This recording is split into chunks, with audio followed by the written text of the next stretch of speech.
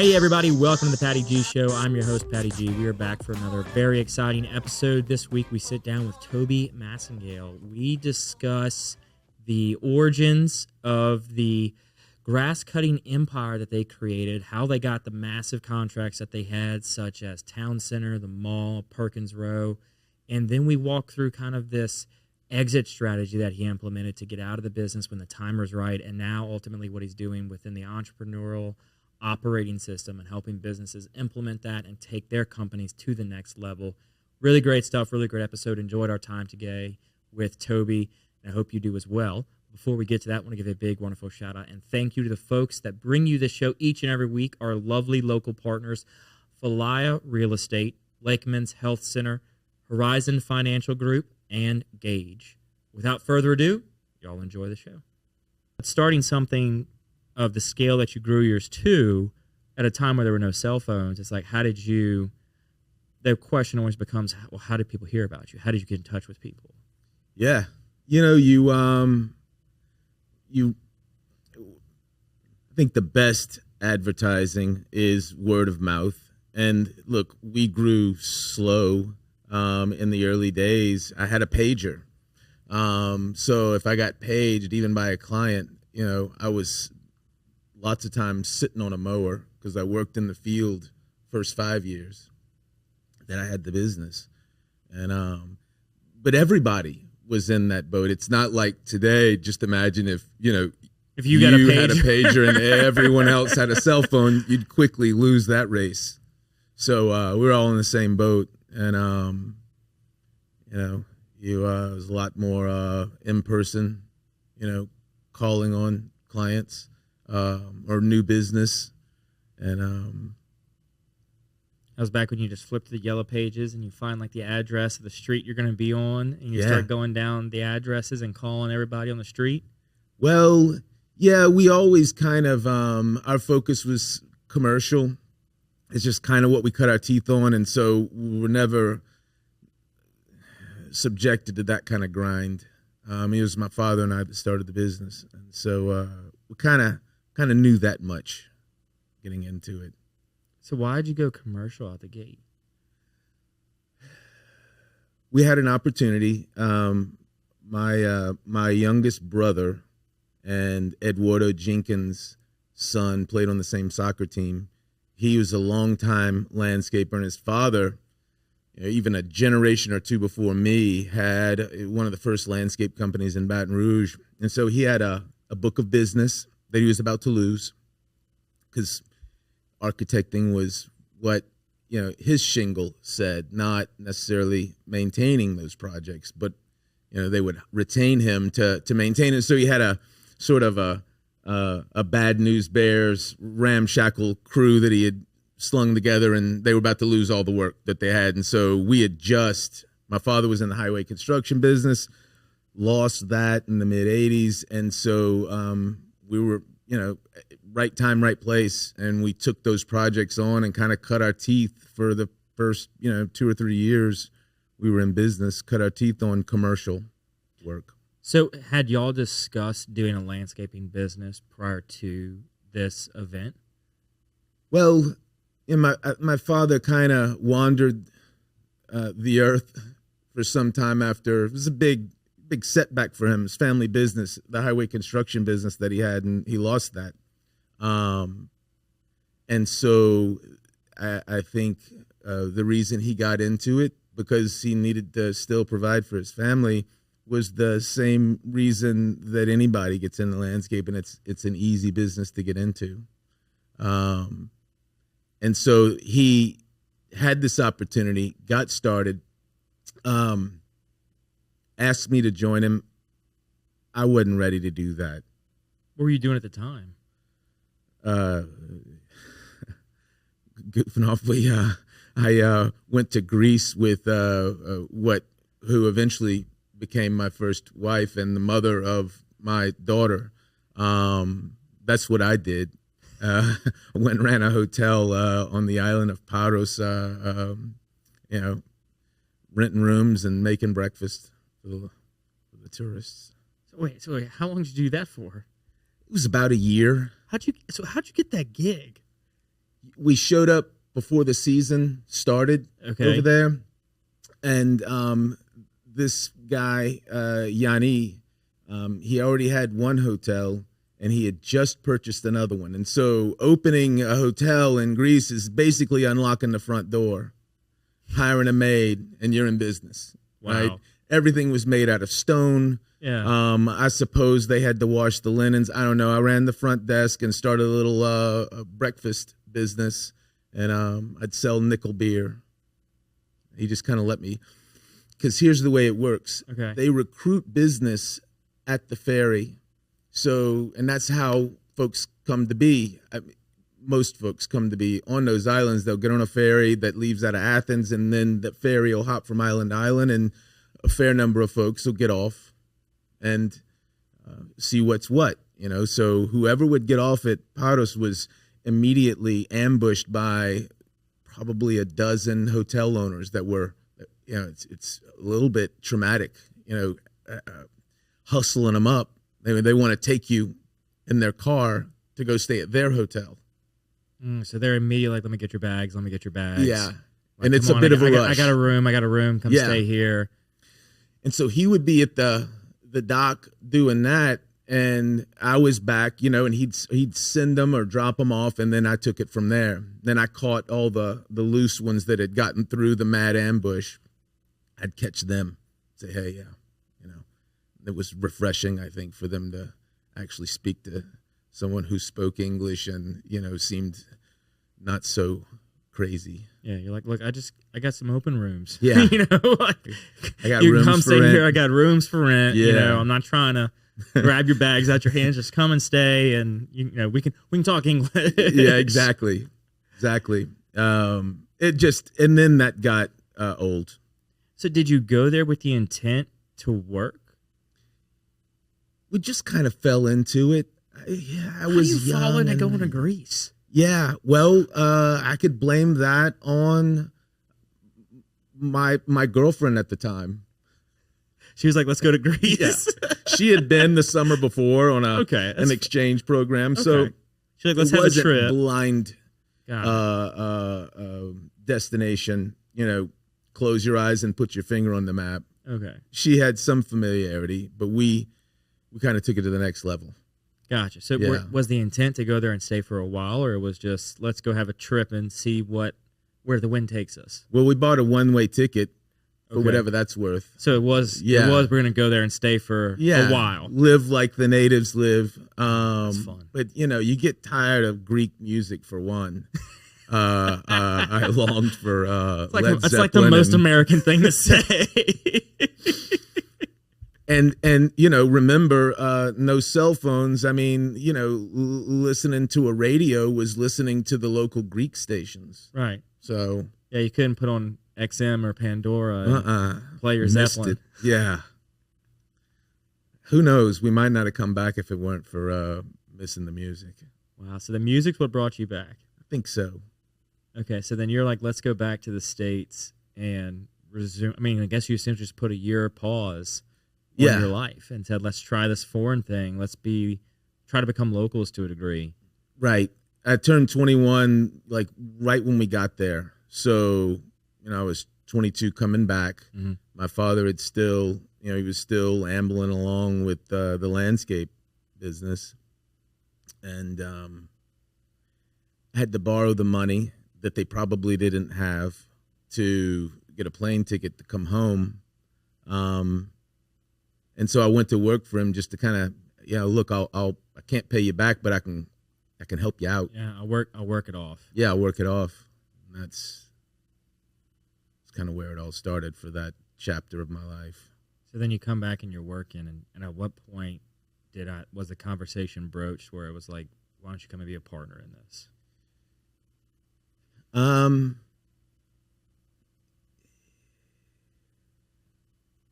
I think that after, you know, probably 6 months, a year when I hadn't left again, he wasn't sure. I wasn't sure what I was going to do, but I kind of fell in love with it. I loved getting up, going to work every day.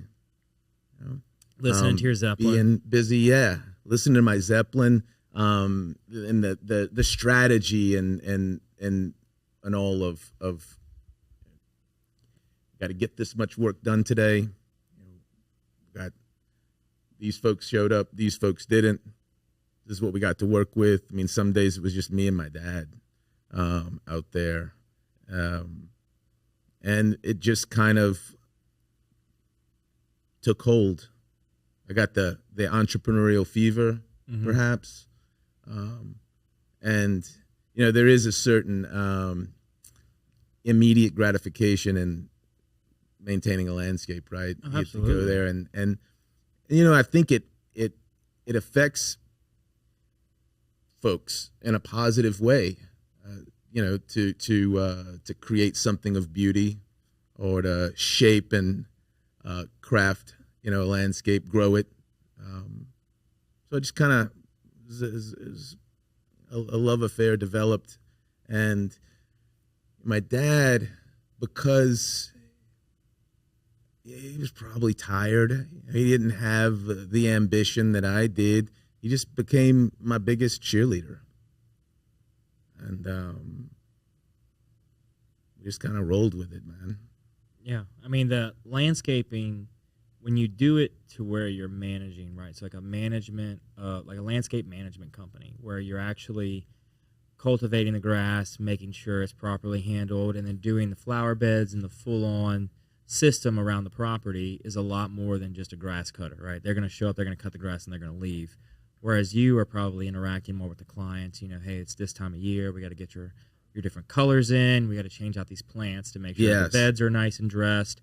Also, you've got some weed or stuff over here. We can do this. We can do that. So was that kind of the model y'all were creating over time to be more of a management of their whole landscape system? Absolutely. Early on, I kind of figured out that we're not really maintaining landscapes, we're growing them. Mm-hmm.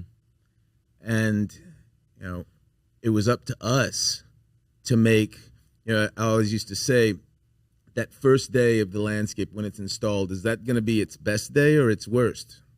And we always said, it's the worst it's ever going to look, because we're going to grow it, we're going to manage it, we're going to make sure that it's scaled right to the architecture, that it's complementing, and we have a real opportunity to create something beautiful that folks can enjoy. I tell our customers, landscaping is the first thing your customers are going to see coming in, and it's the last thing they're going to see when they leave. And what message, and it's going to send a message, what message do you want that to be? And we were the folks that could make it happen. Imagine taxiing on a plane looking toward the end of the runway. It seems so far away, it's even hard to see it. And that's what the concept of retirement probably felt like when you were in your 20s, 30s, and 40s, way far in the distance, not visible or even a concern. But as you turn 50, something happens. Retirement suddenly seems like something real, something not too far away. In your 50s, you are rolling down the runway. Retirement is getting closer and closer, faster and faster, weeks and months zipping by. But are you even ready for a successful takeoff to retirement? Fear not, there's still runway left.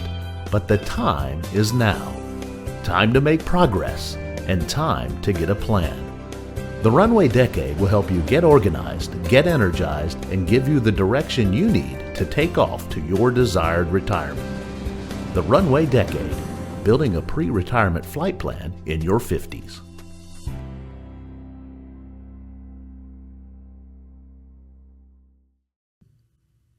I guess it took about 5 or 6 years to really kind of figure out what we were doing. And thankfully in a business like that, in a market like Baton Rouge, you can do that. We weren't competing with these massive companies that already had their stuff nailed down, right? Right. So we were able to grow at our own pace, figure it out, and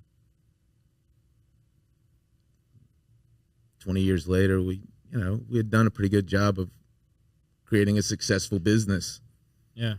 So you said at year 5 is kind of when you got off the mowers. Yeah. When were you aware it was the right time? Well,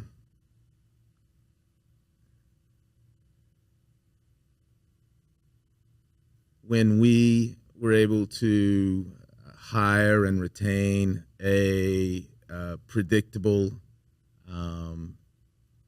dependable workforce.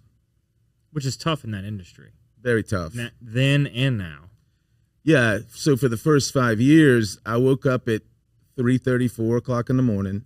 I went to the far reaches of the city and I picked the guys up. It was the only way for me to ensure that it hedged my bet that enough guys showed up. There was a stronger chance that they were going to show up to work if you picked them up. Yeah, even if I had to drag them. Right. A lot of them didn't have driver's licenses, and so I'd go pick them up, and we'd work the day and hopefully make it through, and then I'd take them home. And so that puts me in a truck, right, with one crew.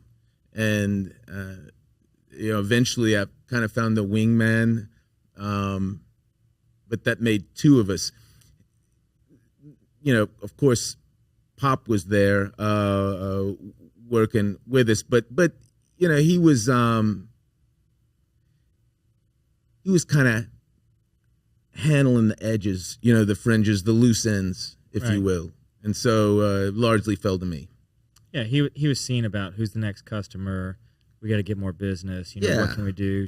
He was more working on the business than in the business. That's right. That's right. And so when the Mall of Louisiana first was under construction, I kind of, I put a picture of the mall on my refrigerator. Said that project's mine.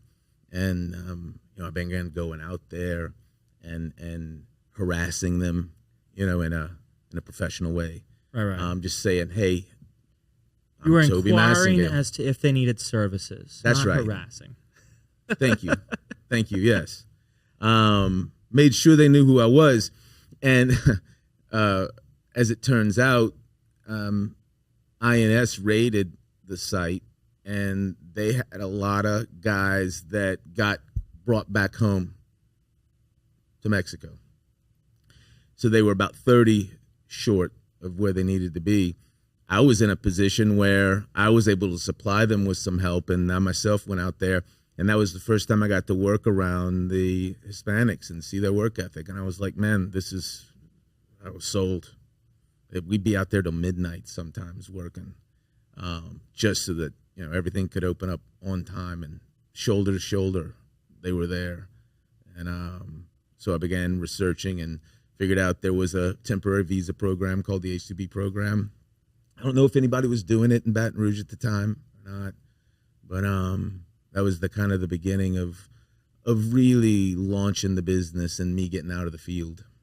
Yeah, and then realizing that there was, because at this point now you're doing construction to a degree, right? You're helping build them all, right? Like you're not just landscaping. You're like, you were so in it for the customer, or the hopeful customer, that you're like, let me help you finish building your project. So long as, like, was there a clause where you're like, I'll help you, but we got to give us the contract afterwards? So, no.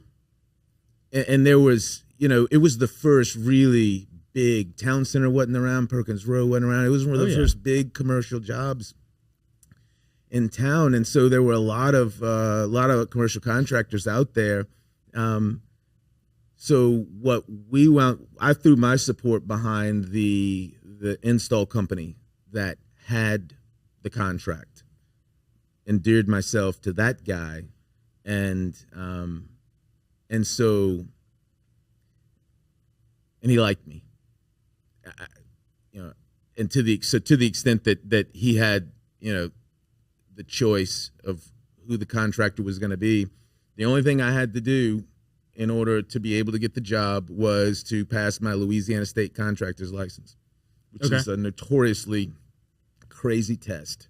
The questions are absolutely off the wall and intended to stump you, I found a little course that helped you prep.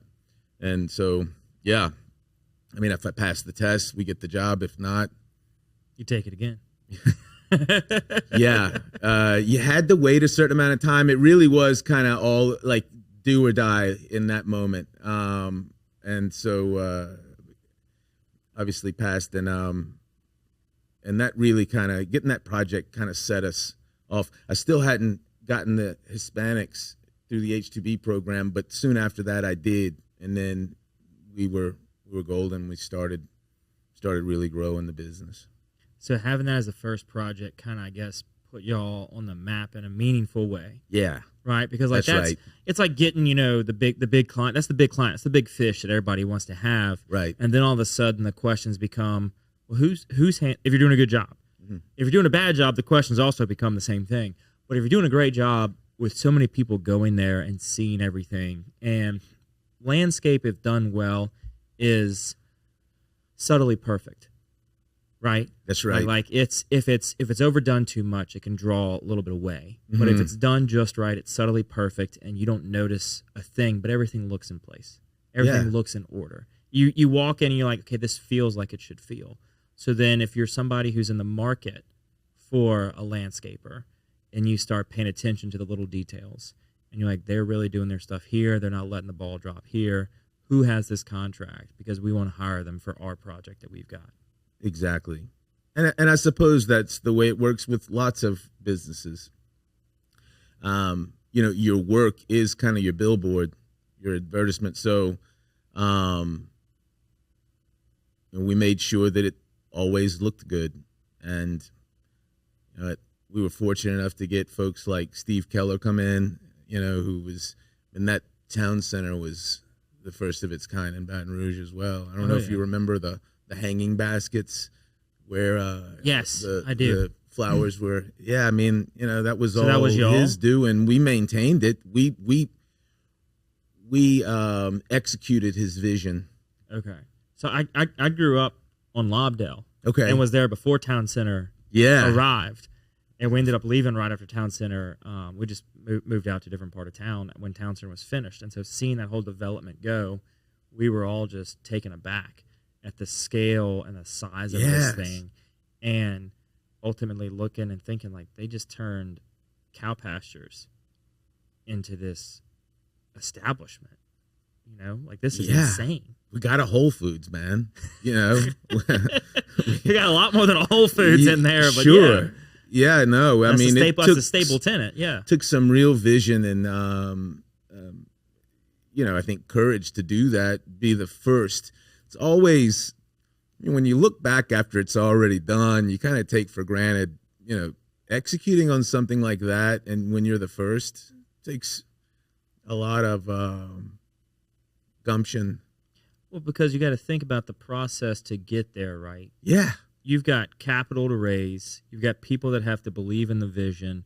You have so many moving parts that have to come into play when you're just taking a massive chunk of raw land and developing it into an anchor within the city.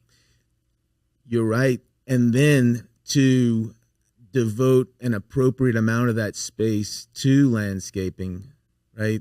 Which is, it's an intangible. I mean, the return on your dollar for that is not there's no direct correlation. There's not, but when you're in it, right? So they've got that Anytime Fitness in Town Center, right? And that's where I go.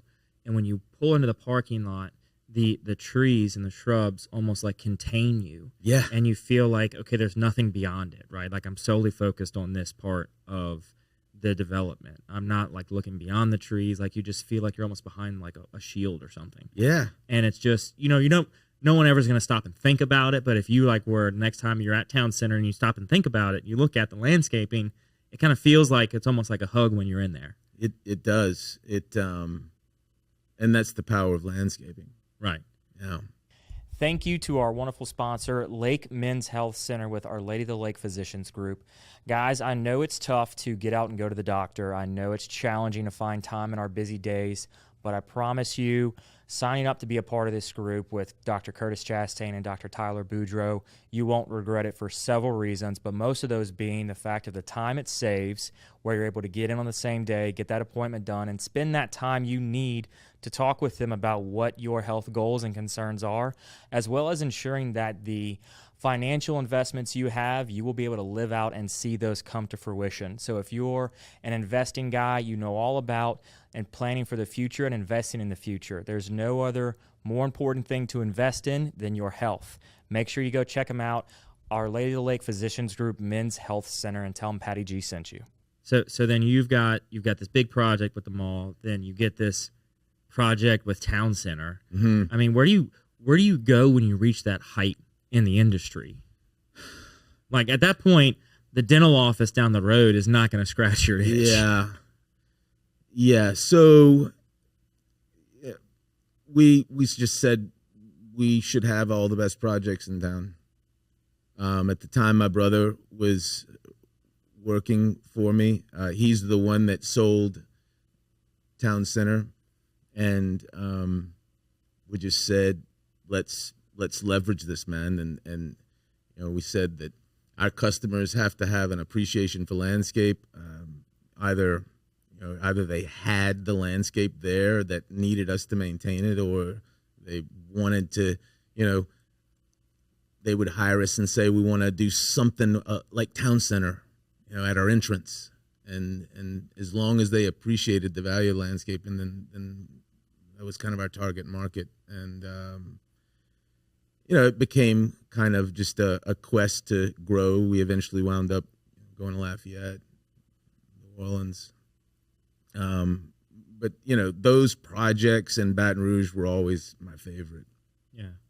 So at what point did you ever start building a book of project to show people, right? So you're still at a time where social media is not prevalent. Yeah. Prevalent, or it's not active to market, right? Yeah. So you're still early 15, 12, Yeah. 13, 14, somewhere in that neighborhood. So you've got a time where social media is maybe just coming on the scene, but it's still just off social. There's no businesses doing business on it yet.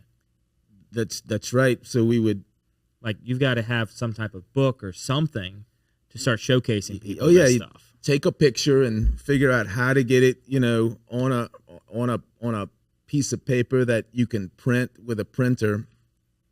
We eventually were able to hire a fella to create a brochure for us. So that became our calling card, the brochure. It was a cool brochure. And yeah, right around then when we had, I think Perkins Row was in existence by then. And so we would hire photographers to go out, take pictures. And, so y'all had Perkins Row contract too? Yeah. Okay. So y'all just got all big developments. All of them. That's crazy. You get one and it's the dominoes start falling. Yeah. Yeah. We were, right time. We were in the right place, had the right mindset.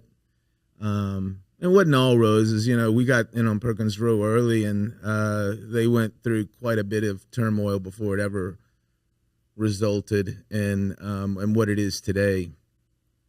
So we had to weather some of that storm. And how were y'all able to kind of weather it and get through that? I mean, because at that point, you're just a contractor to them. They're not overly concerned with you. They got bigger fish to fry. Yeah, my banker helped me. We got extended on a line of credit that he could have called. He was like, no, we're not going to do that. Here's what I want you to do. He made a list of things he wanted me to do, and I did it. And, he stayed my banker until he retired. Yeah, and that is a testimony to, the value of knowing your banker. Yeah. And especially in business, being aware that you have a banker and, being able to call them or communicate with them. Absolutely. And I've always, we were a small company, so I preferred dealing with a small bank where we weren't just a number. And that played to our advantage. And when we kind of got squeezed a little bit. What do you mean by squeezed a little bit? Well, we wound up, I don't know if you know So I think it was after Jim Wilson, General Growth, I believe was the name of the company that bought them all. They filed Chapter 11 right in the midst of building out Apple. Perkins Rowe got shut down. They called the note. Tommy's banker called the note on that. Wow. I'd say we got left holding the bag for about $500,000, and as a small company, that That's a significant amount. Yeah. Yeah. So you when I say squeeze, that's what I mean. Got it. So you had a significant amount of receivables on the line that ultimately were not going to get paid. Yeah. And so now you've already got employees and equipment, and you probably had to buy more equipment for every big job like that, just to be able to maintain the multiple projects. Sure. Yeah, we were in growth mode. Yeah. The guys we had working for us and their work ethic,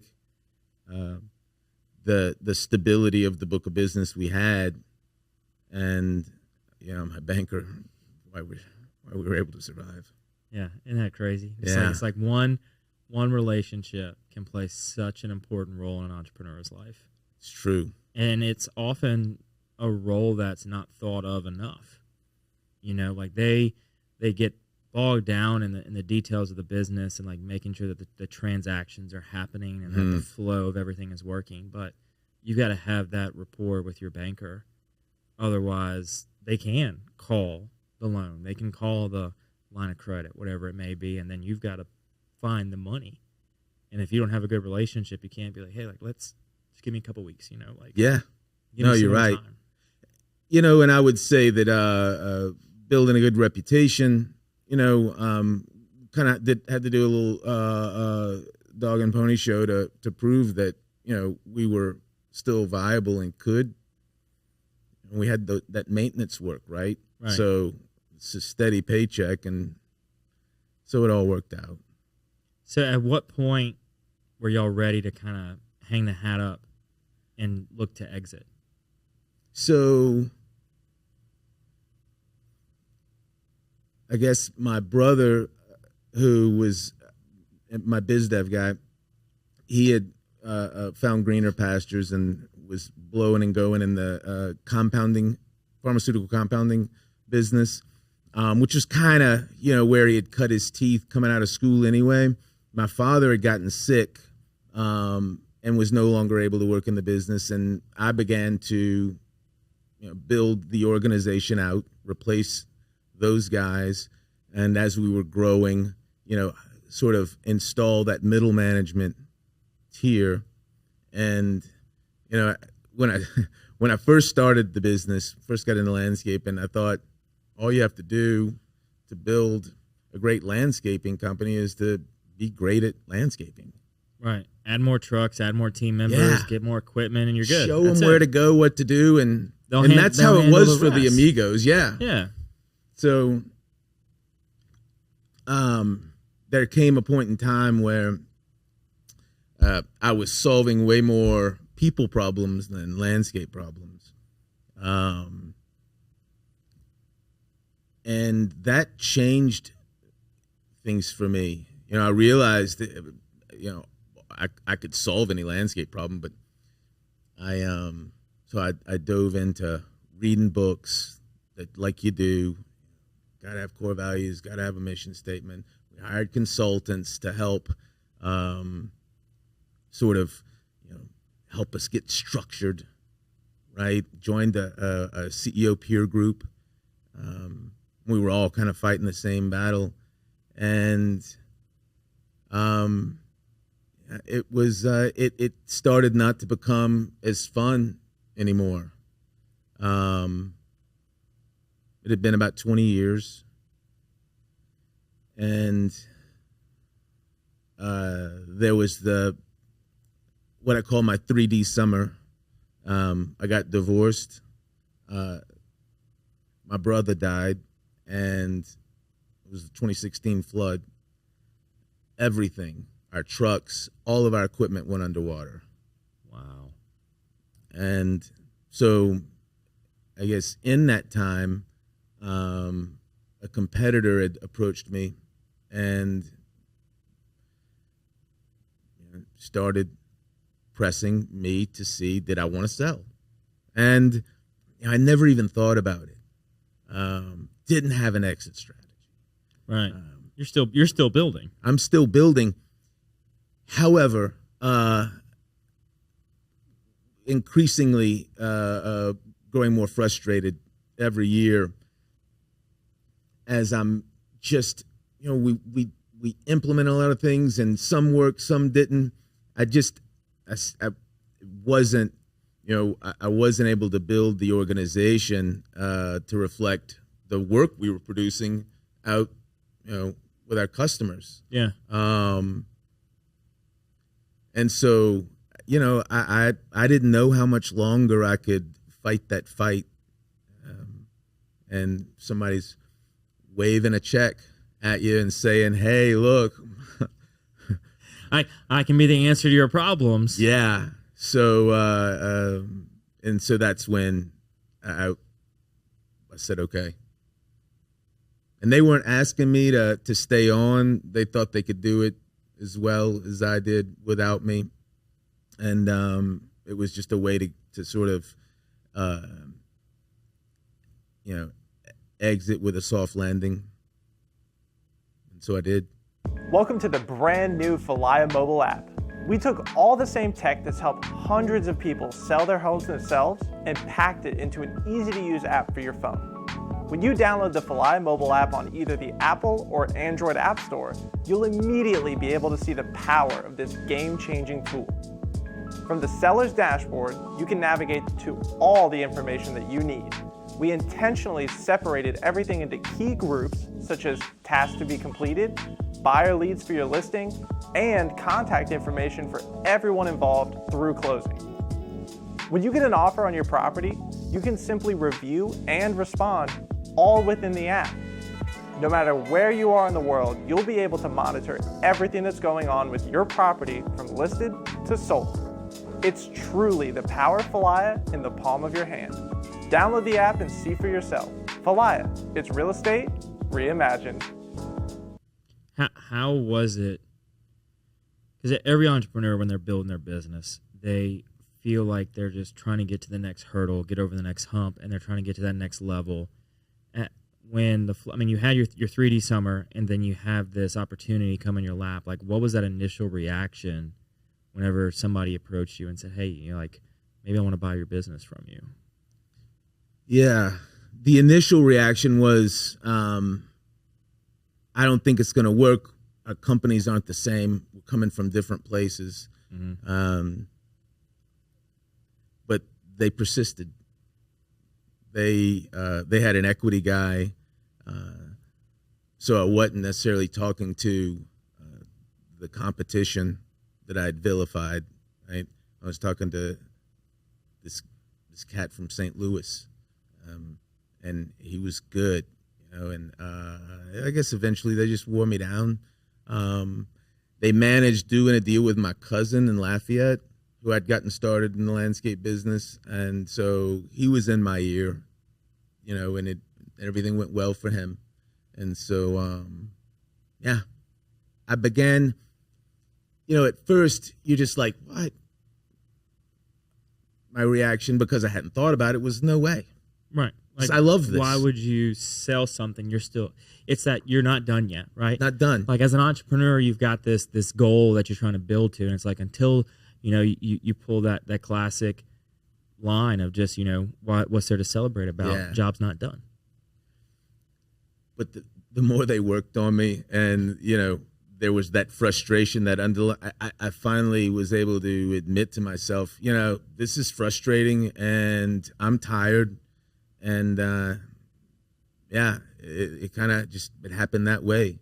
Yeah, maybe this job this time. Yeah, might be time to move on to the next thing. Right, maybe it's time to find a new job. Yeah, and like I said, I was tired. So, after the deal, and it went down in December of 2017. We went to New York for 3 months, and just I recovered. They call it deal fatigue. It's exhausting, man. Yeah. But yeah, and kind of proceeded to. I got married again around the same time, and I got to experience maybe before retirement age, a little bit of freedom, and that was awesome. It eventually got old. Yep. But enjoyed the heck out of it while it lasted. Yeah, like it was a time in your life that you can look back and say it was a great moment to have after building and building and building for so long, and then reaching that point of frustration. Yeah. And then you're able to just kind of relax and do nothing for a little while. Yes. Like you're almost able to recharge and like rebuild your body back, and mentally and physically, to then say let's hit the next thing with the ground running. When you get into a situation where you have a new relationship, right? Like everything feels new. Mm-hmm. And then all of a sudden you become, when it's the right circumstance, refreshed. And you're like, this is new. I want something else new. And you're tired of that. What became old quickly, 3 months of nothing. Yeah. And as an entrepreneur, as a business owner, you can't sit idly. Like we cannot sit and be idle. We have to always be in constant motion to a degree. Some people have a great way of finding balance. And one day I hope to get there, but for the majority of them, it's you got to keep looking. What's the next thing to do? What's the next project, whether it be a personal project or a business project? And so, you find that point where the rut's gone. What's the new path? Mm-hmm. Yeah. Yeah. And, when it became that time for me, it wasn't going to be landscaping. So much had changed. Guys today worry from one year to the next if they're going to get their visas. The company that bought me was in that boat, and they get 750 visas every year. So just imagine the worry and stress of wondering if that's going to happen for you. Yeah. And it's even worse for the small guys who, actually depend on these visas to get their work done. And not that I would have to do it the same way, but I know what it took to build the first time. And so I didn't want to do anything alone. Wasn't anybody standing in line asking me to come join forces for them. So looking meant doing something completely different. And that's when, that Vistage group that I'd belonged to, they had since decided we're not going to do Vistage anymore. Instead, we're going to continue to meet once a month, and we're going to call it the Storm Group, and we're going to hang out like we used to when we were Vistage, but we're not going to pay the Vistage fee, and we're not going to do that program anymore. And so, when I sold, I had to get out of Vistage because I wasn't a CEO anymore. So I was able to go back and hang with my boys. We had all kind of been in the arena together, and most of them still are. And a curious thing had happened. In my absence, the guy that was the Vistage chair, he kind of put the group together, and he would orchestrate the meetings every month that we would go to. He became an EOS implementer. And then one by one, each of the guys that was in Vistage with me began to implement EOS in their businesses. And so it was this, when I first got back, I was my mind was blown. It was a roundtable discussion of what EOS had done for them. And they were like, Tobe, this is what we were looking for all along, when, it would be one speaker after the next every month telling us about fixing this or that. EOS is an operating system that fixes all those pieces. And it just kind of changed their lives. And it'd been 5 or 6 years since I'd had my business, but it wasn't so long ago that I recalled the struggles I had trying to figure all that out. Right. And more I dug into it, the more I got hooked on this is something I wish somebody would have come along when I had my business and told me about. So what is EOS for those that aren't aware? So EOS stands for Entrepreneurial Operating System. It's based on the concept or the discovery that all entrepreneurs wrestle with about 136 issues at one time simultaneously. And unless you have a framework, unless you have an organization that those 136 issues can fall into place, it can be maddening, right? And so with EOS, there's a model. It was created by a fellow by the name of Gino Wickman, who had a business, sold it, and then realized he fell in love with the art and science of what it took to build a great business. And so he began consulting, and after about 10 years, he noticed patterns with all of his clients. And all the concepts that you hear about, like building a vision, the 4 disciplines of execution, Stephen Covey's 7 Habits of Highly Effective People. All of those concepts he realized were interconnected in some way, and so he developed a model. There's 6 key components, and you think of it as kind of a business in a box, or at least an organizational model in a box. So those concepts that have been around 100 years, he devised a set of tools to help implement those in your business. And I don't know of anything else out there today that is as simple as EOS and as effective at creating an organization, a successful organization that is scalable, that you can grow. I don't know if I'd have sold my business. Really? If I'd have had EOS in my life. So, like, what is the most significant type of change that implementing it provides to the owners or to the whole organization? So, as it happens, when it comes time to grow an organization, it catches most people kind of with their pants down. They don't really understand the fact that in your organization, you have to have a compelling vision, a vision where everyone understands where the business is going, how it's going to get there, and they're all on board rowing in the same direction. And then part of that vision, you develop core values. Core values is probably one of the most misunderstood concepts in the business world today. Usually the marketing guys get their hands on that project and craft a set of core values that look good on paper, and it's not at all what the intention behind it was.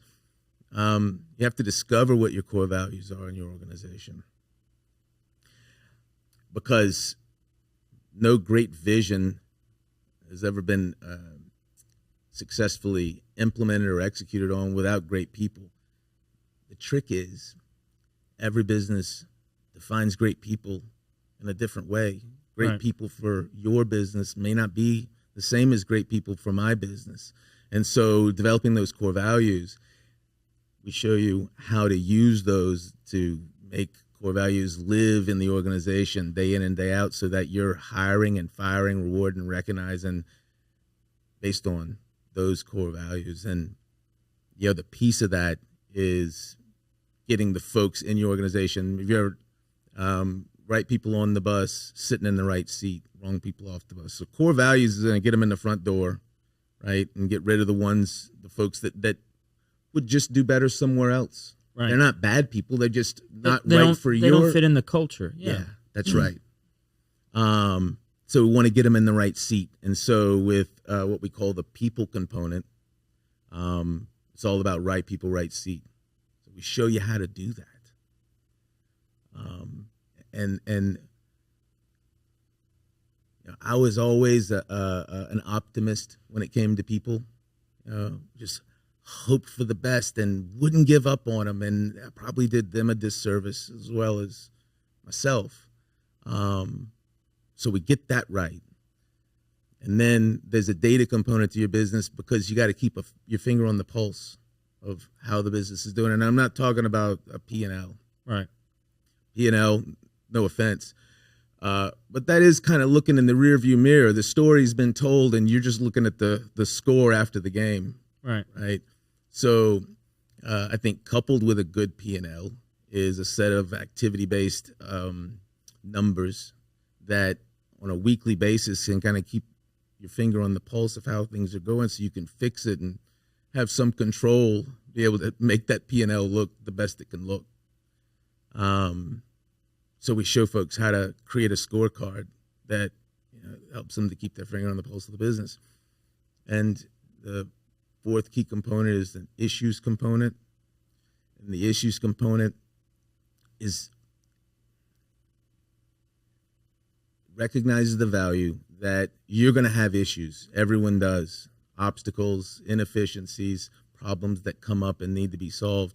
Now, the average entrepreneur is so busy, they just tend to want to, sweep it under the rug and put it off to another day.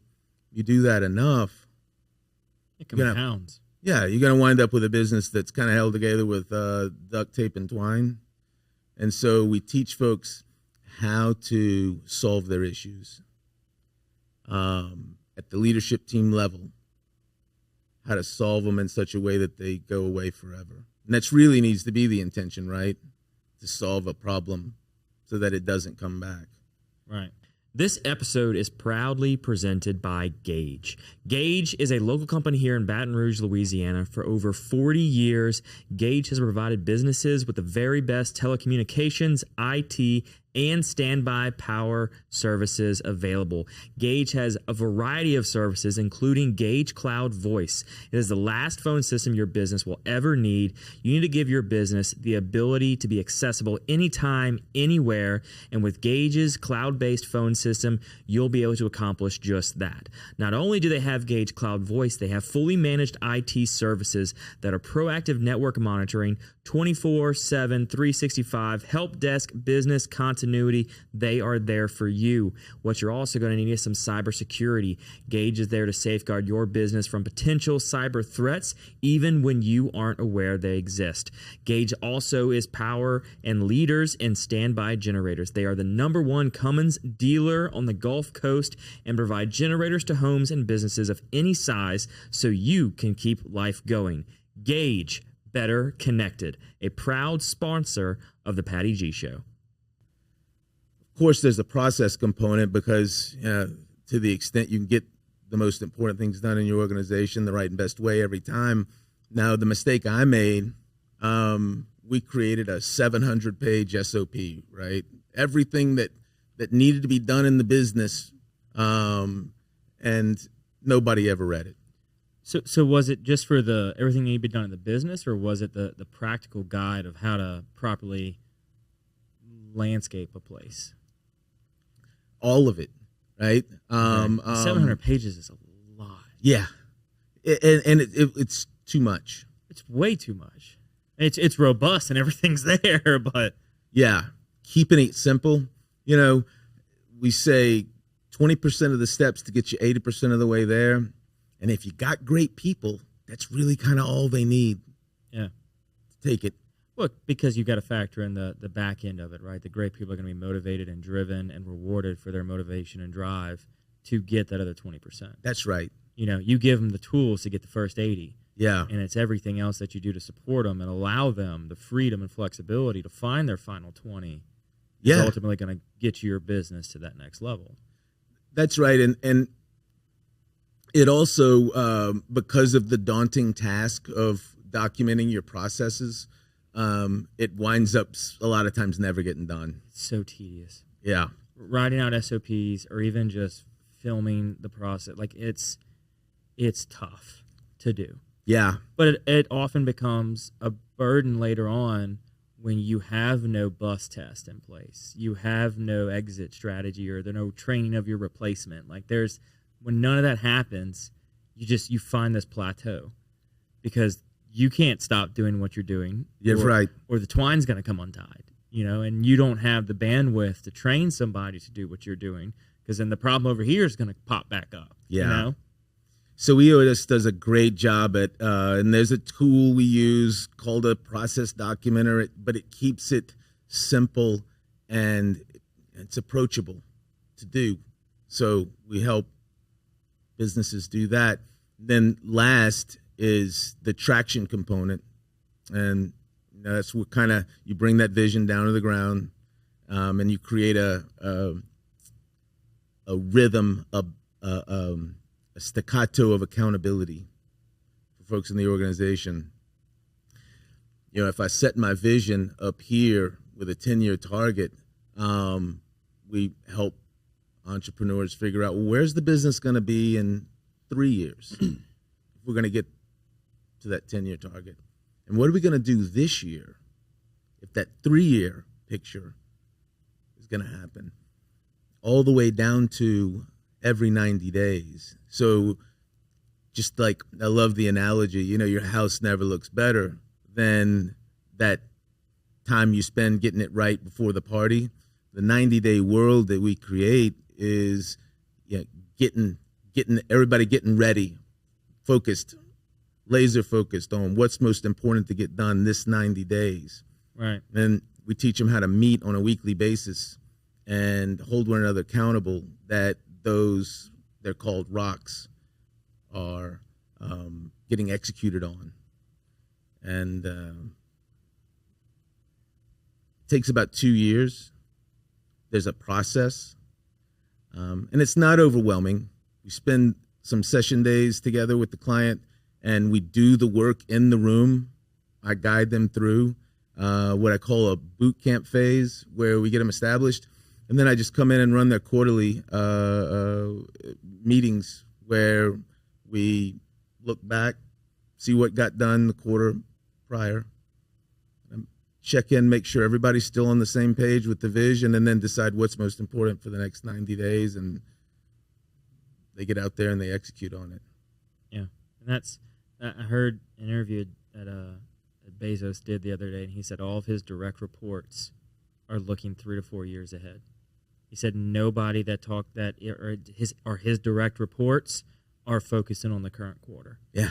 They're because he said, when people come up to me at the end of meetings and they say, oh, what a great quarter that you had this year. Yeah. He says, that was my quarter 3 years ago that I planned and we were going through and making sure it happened. He's like, we're focusing on the quarter 3 years from now. Yeah. And what that looks like. Well, and he's done well with that. I'd say so. Now, I will say that EOS, the target market, the target company, right, is a small to medium, anywhere from 10 to 250 employees. I do the work when I work with a business at the leadership team level first. Then we help to trickle it down through the rest of the organization. But you do have to be open-minded. If you're just satisfied with the status quo, EOS probably isn't going to work for you. You have to aspire to be, I'll say, great, right, as an organization, and you have to be able to have some humility about you. Be open-minded, capable of being open and honest with yourself and the other folks on the team, and sometimes, folks aren't willing to do that, and in those instances it won't work. But with those things in place, and EOS is all about execution, right? It's not about finding yourself. It's not going to help you figure out what you want to do with your business. It's going to help you to execute on a vision for that business. And I would say, with the help of an implementer, it's not easy to do with self-implementing, we call it. But with the work of an implementer, there's almost no way to fail. Yeah, it's so long as they're willing to put in that effort, Put in the effort. they're willing to Do the trust work. the process. Trust the process. That's right. You know, having the world that we're in right now, the world of immediate gratification, right? It's often tough for somebody to come sit in and say, "Hey, we're going to make your organization great in 2 years." Yeah. You know, like it's a tough sell, but ultimately it's the truth, right? You've got issues and circumstances in your business that have been built up over years. What makes you think we can break all the walls down in a day? Absolutely. And it's you know, I will compare it to, I took, when I was building my business, I went about 20 years without exercising. And it took me 5 years to get back in shape. It doesn't happen overnight. You know, after my dad, he had brain cancer and he survived. They gave him 6 months to live. So 5 years later, I asked him, I was like, you know, Pop, what'd you do?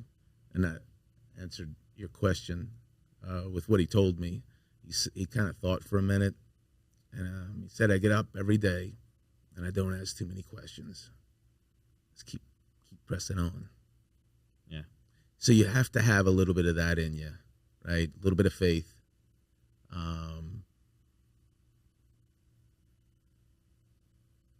And you can't be afraid of the work. Yeah, you got to be willing to want the change, number one, but number two, give your very best effort in ensuring the change sticks. And I would say it also helps to be kind of frustrated and about to pull your hair out because you don't know what to do next, right? And the size of businesses and organizations that your target audience are feeling it. Yeah. They're feeling it whether they want to admit it or not.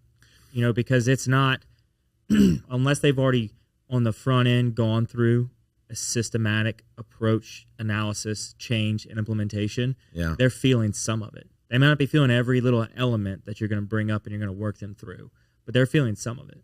Whether it's a hiring pain, whether it's a retention pain, whether it's a workflow management pain, a communication, like there's pains everywhere. Yeah. If you stop putting out the fires, they'll show up. But you have to want to resolve it, and then you also have to want to be willing to do everything in your power to fix it and want it to stay. Exactly. And Inner EOS, it's a guidebook for doing that. And this, you know, it's not one piece of the puzzle, it's the whole puzzle. Larry Greiner did an interesting organization in the 60s. So we've been knowing about this for a long time, that every organization, he called it hitting the ceiling. Every organization grows through periods of evolution where everything's going great, and revolution where, you know, it hits the fan and it's chaos and you get frustrated. And if you break through that ceiling, if you figure out what to do to break through, your organization grows, you're going to hit another ceiling. And that's usually where we catch clients is, you know, they're in the midst of hitting one of those ceilings. And we even teach, you know, there are 5 abilities that you have to develop, that EOS helps you to develop in order to break through those ceilings. Yeah. So not new stuff, but it provides a simple, not necessarily easy, but a simple approach to breaking through those ceilings and building a great organization. Yeah, which is needed, you know? Yeah, we'd love, there's a group of implementers in town, and kind of fancy the notion of, you know, to the extent that we could get even just half of the target market companies in Louisiana running on EOS, maybe folks wouldn't feel like they had to leave to find success. Mm-hmm. Yeah, I mean, it's being implemented all across the country. It's like, why not? Why not here? Yeah. You know? Yep. So That's right. Before we get you out of here, we do have a set list of questions that we ask every guest that comes on the show. It's a very hard-hitting, pounding questions. Okay. All right. So the first one, what is something you did as a kid you wish you could still do today?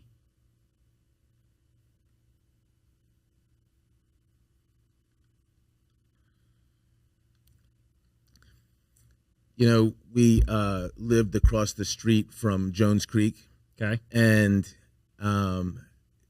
the I would credit the games we used to play in that creek with my sense of adventure, even entrepreneurship, and some of the best memories I've got. So me and my brothers playing in Jones Creek, be great to do that again. Oh yeah, good old just carefree childhood time. Yeah, building forts and having dirt clod wars, killing snakes, all that good stuff. The good old days. Yeah, the good old days. So you've built a business for 20 years. You've exited that business, and now you help others break ceilings. What are 3 lessons you've learned along the way?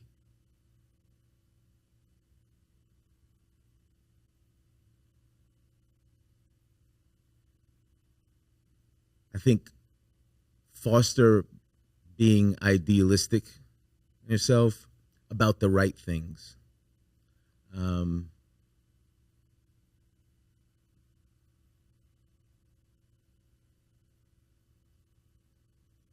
Don't be scared to take chances. Work your butt off and implement EOS in your business. Love it. What is something you love about Baton Rouge? The people. Got good friends. They're good people that live here. Yeah. And that's what's keeping me here, honestly. Yeah, going from all over the world that you've traveled and kind of visited to, and then staying here as home base speaks to it. Yeah. I find that lots of folks wander that are from Baton Rouge, and they just find their way back to raise a family, and I guess that's what I'm doing.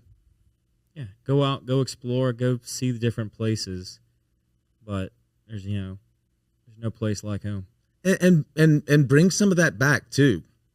Yeah. So yeah. So what can I do to help you? Great question. My sort of mission is EOS is not the kind of thing you can sell somebody. It's way too hard. You're not doing them any favors. And so I think that to the extent you could help me to spread the word, and all we need